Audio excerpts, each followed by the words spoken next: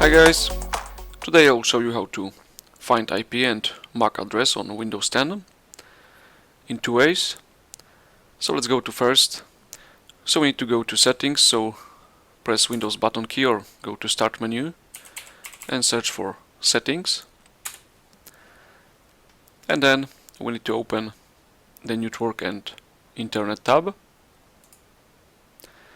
And here you will find view your network properties.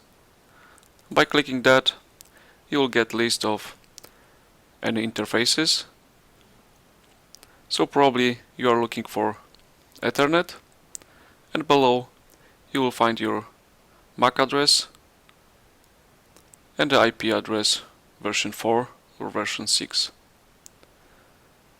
You will see any other interfaces like Bluetooth connection, so here is physical address as well. And if you are using any VPN connection, at the top probably you will find Tab Windows Adapter. It is a virtual network interface that provides the functionality needed by various VPN clients. So here is as well MAC address, IP4 and 6. So let's go to second approach.